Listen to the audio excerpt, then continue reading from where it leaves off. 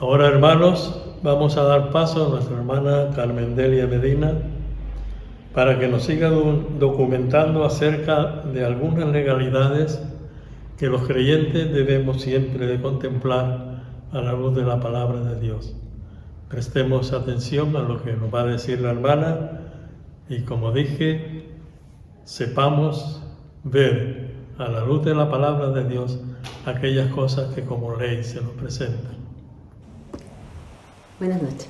Continuamos con esta serie de bioética que venimos desarrollando a lo largo de esta semana y concluimos esta noche con algunas cuestiones relativas a los cuidados al final de la vida. Reflexionábamos en las sesiones anteriores sobre la paradoja en la que se mueve la sociedad actual.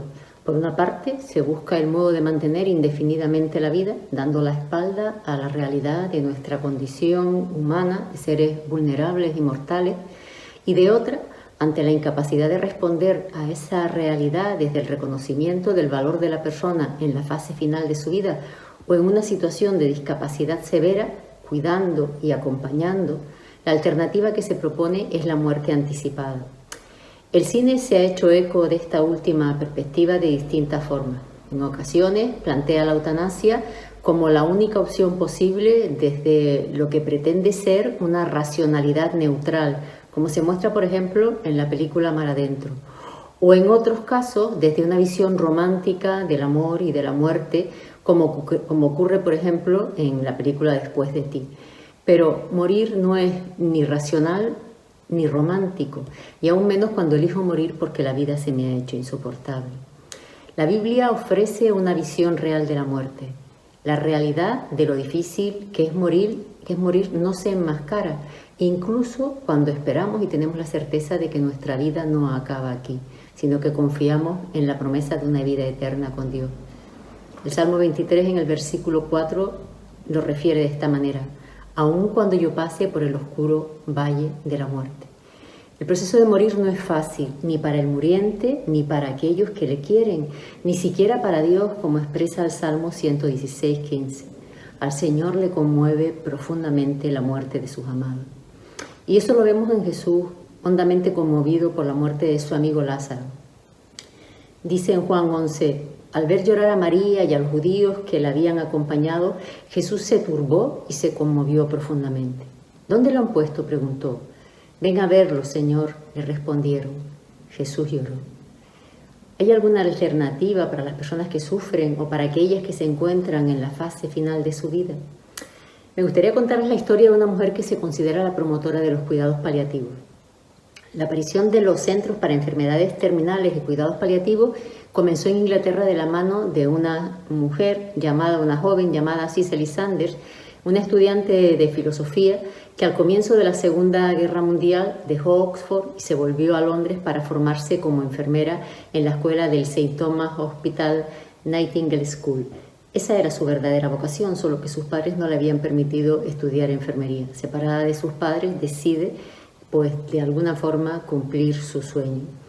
Algunos problemas de salud, sin embargo, le impidieron continuar con su trabajo como enfermera y, como quería permanecer al lado de los enfermos, de las personas que sufrían, lo que hizo fue estudiar trabajo social y se graduó en esta titulación en la rama sanitaria, de tal modo que podía seguir acompañando a personas enfermas. Y posteriormente se graduó como médico. ¿Por qué una mujer así decide dedicar su vida a los moribundos? La respuesta hay que buscarla en sus creencias religiosas. Ella de joven no era creyente, o de más joven, en su más temprana juventud, pero tuvo una conversión genuina en 1945 que la llevó a acercarse a la Biblia y en el tiempo entendió que trabajar con los moribundos también era una manera de agradar a Dios. Ella fue la primera especialista en el manejo de síntomas de pacientes moribundos e inició en Gran Bretaña el movimiento Hospice, que suponía un nuevo concepto de abordaje asistencial para enfrentarse a una gran variedad de síntomas y al sufrimiento que experimentan las personas que tienen o que padecen una enfermedad terminal. Este movimiento se inicia en el hospital St. Christopher's en Londres y posteriormente se extiende por todo el mundo. La propia Saunders relata el comienzo de este centro.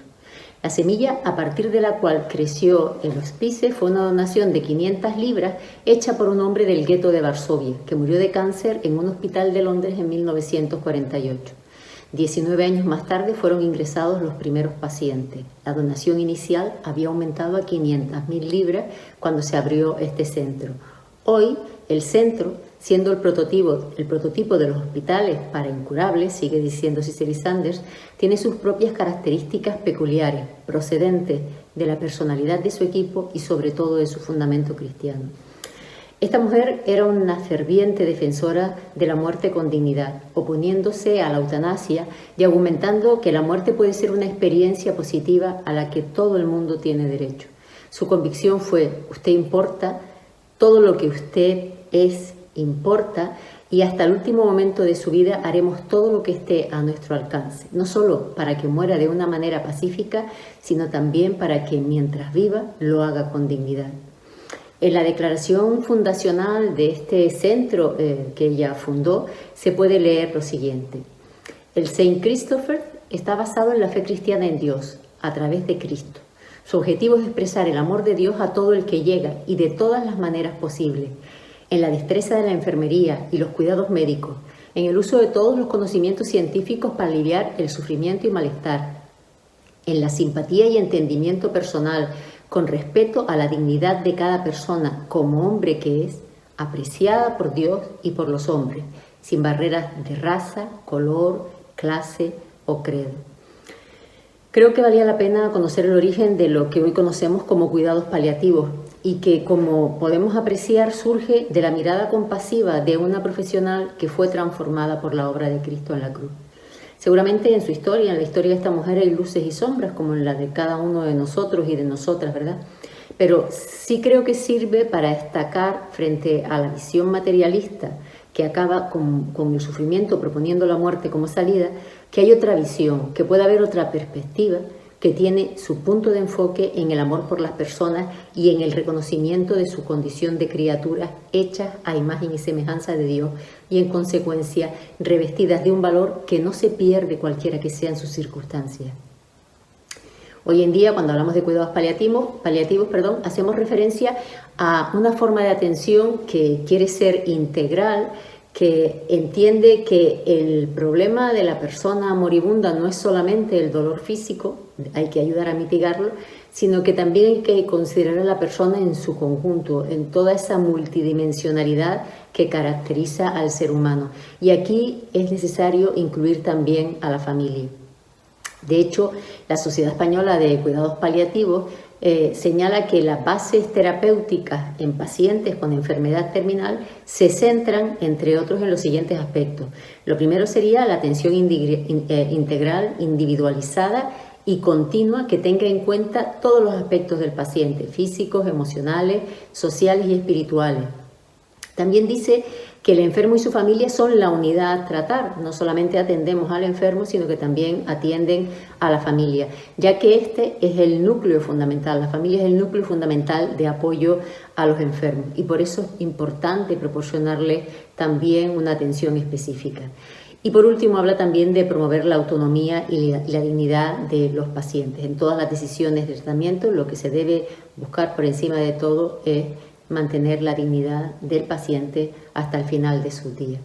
Así que vemos que los profesionales que se dedican a los cuidados paliativos entienden que hay una dimensión espiritual donde anclan además la idea de sufrimiento que es necesario abordar, que es necesario tratar. Pero ¿a qué clase de espiritualidad se refieren los profesionales cuando mencionan la necesidad de intervenir en esta área? La mayor parte de los autores están de acuerdo cuando definen la espiritualidad como una búsqueda personal que se caracteriza por un sentimiento de integración con la vida y con el mundo y que se desarrolla para extender la existencia humana, para dar significado a cada individualidad y también porque tiene una relación con lo sagrado que puede ser trascendente. A veces da lugar al desarrollo de ideas religiosas y a la pertenencia a una comunidad religiosa y en otras ocasiones no. Para nosotros la definición es bastante más fácil, ¿verdad? El libro de Eclesiastés dice, es que Dios puso eternidad en el corazón del hombre. A diferencia de los animales que no tienen conciencia de temporalidad, El hombre considera la eternidad. Nosotros vivimos en la tensión de saber que nuestra vida es como nada y al mismo tiempo también sentimos ese peso de eternidad. Dice el Salmo 39, «Oh Señor, hazme saber mi final, cuál sea la medida de mis días, para que yo mismo sepa cuán efímero soy. He aquí, como a palmos me has dado mis días, y mi edad es como nada ante ti. Ciertamente es completa vanidad todo lo que el hombre vive». En los momentos finales de nuestra vida puede haber sufrimiento, que es una de las realidades más conflictivas de la experiencia humana, ya que desafía nuestro sentido de búsqueda de paz y de búsqueda de felicidad, ¿verdad? Y el sufrimiento, como digo, está anclado sobre todo en la dimensión espiritual. Hay un componente físico, puede haber dolor, pero realmente se trata más de un dolor espiritual que de otra cuestión. Y que es causado normalmente por esa sensación de desamparo, de no saber realmente a qué se van a enfrentar, ¿no? Como le sucede a muchas personas. En estos momentos, el único modo de ser eficaz y de ayudar de alguna forma a las personas que están atravesando por esta situación, por ese valle de muerte, es a través del acompañamiento, de estar ahí, a veces sin palabras, simplemente cogiendo la mano, ¿verdad? Creo que el mejor ejemplo de cómo abordar este tipo de situaciones nos la da Jesús mismo. Él se relaciona con todo tipo de personas y es capaz de escuchar y responder con sinceridad. Hay en él una actitud compasiva, no porque coincida con el modo de vivir que tienen las personas que le rodean, las personas de su sociedad, ¿verdad?, sino que realmente es capaz de reconocer y atender su necesidad.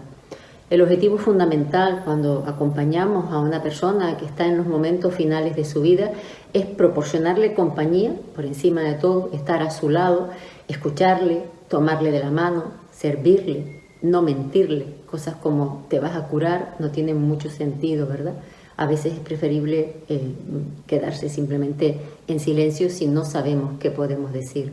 Y estar ahí, simplemente expresar nuestro cariño, nuestro afecto y nuestra, digamos, actitud empática de comprender de alguna manera o de tratar de comprender por lo que está atravesando, ¿verdad?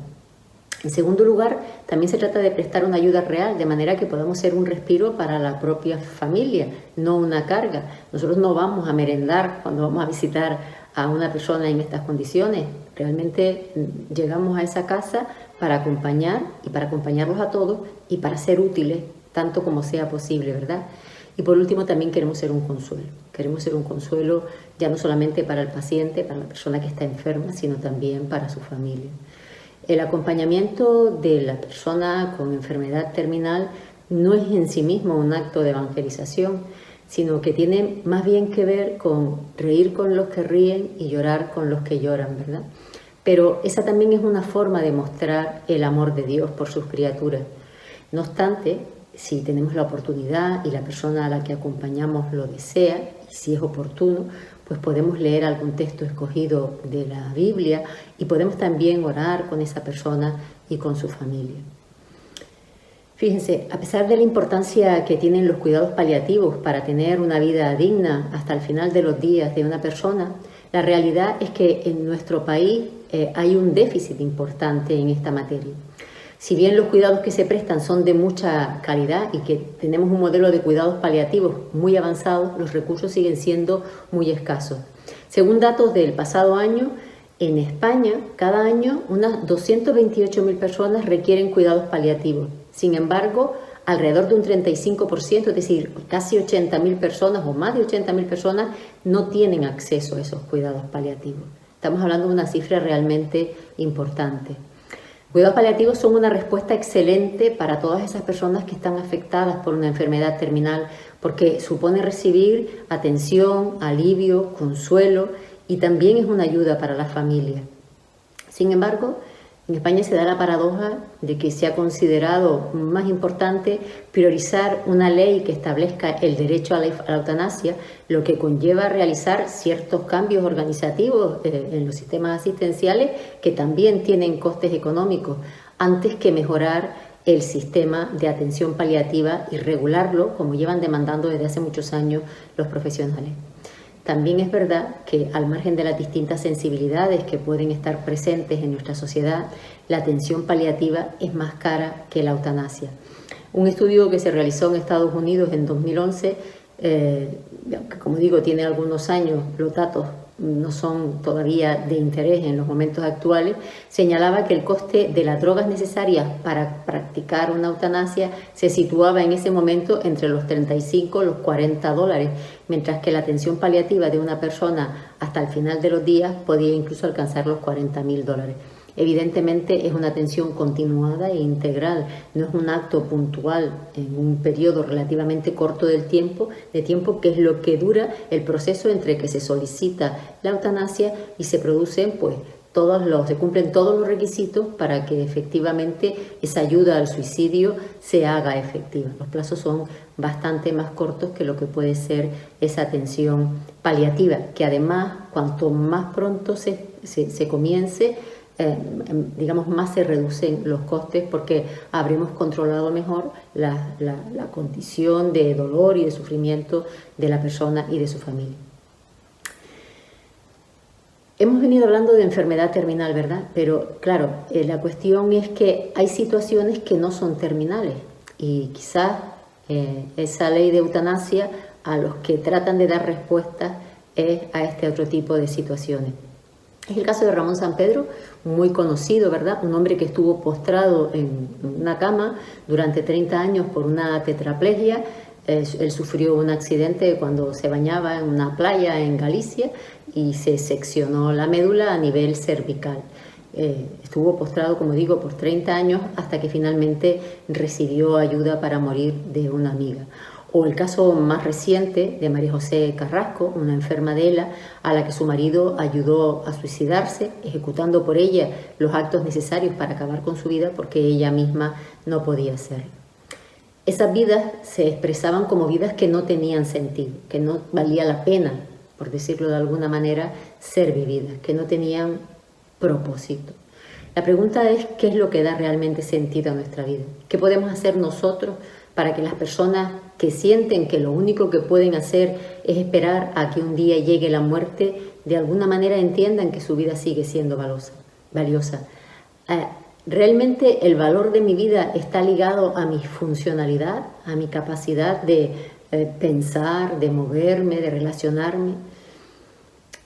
Empezando quizás por esta última pregunta, para nosotros los cristianos la respuesta es que mi vida vale siempre, en cualquier circunstancia, porque nuestra vida, el valor que tiene, no depende de nosotros mismos. El valor que tiene va ligado a la idea de que hemos sido creados, como ya hemos dicho en múltiples ocasiones, a imagen y semejanza de Dios. Por esa razón nosotros también estamos llamados a identificarnos con estas personas que están sufriendo.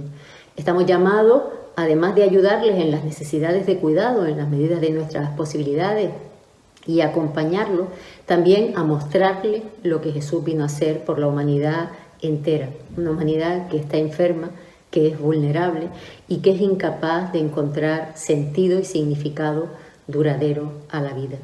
Dice Lucas en el capítulo 4, le dieron el rollo del profeta Isaías, Jesús lo desenrolló y encontró el lugar donde está escrito lo siguiente: el Espíritu del Señor está sobre mí, porque me ha ungido para llevar la buena noticia a los pobres. Me ha enviado a proclamar que los cautivos serán liberados, que los ciegos verán, que los oprimidos serán puestos en libertad y que ha llegado el tiempo del favor del Señor. Después Jesús comenzó a hablarle. La escritura que acaban de oír se ha cumplido este mismo día. Lo único que puede dar sentido a nuestra vida es responder al Dios que nos interpela, que nos llama y que nos invita a llegar hasta Él por medio de Cristo. Y solo lo podemos hacer si alguien nos cuenta esta mejor historia. Por eso es importante estar al lado de la persona que sufre, acompañándola, entendiendo su frustración, porque también nosotros antes creíamos que nuestro valor dependía de nosotros mismos, hasta que Cristo nos mostró que nuestra identidad está a los pies de la cruz, que nuestra identidad y nuestro valor está única y exclusivamente en el hecho de que somos criaturas creadas a imagen y semejanza de Dios y que por su gracia y por su misericordia somos hijos suyos cuando creemos en Jesucristo como Señor y Salvador y rendimos nuestra vida a Él. Quizás nos parezca un trabajo duro y es posible que las personas no cambien de opinión cuando hablamos con ellas, ¿verdad? personas que están en estas situaciones. Y quizás sigan pensando que la muerte es su mejor opción, pero nuestras manos, incluso en esas situaciones, deben seguir tendidas para ayudar, para consolar y para acompañar. Y también para orar, porque finalmente es Dios quien hace la obra. Buenas noches, que el Señor les bendiga.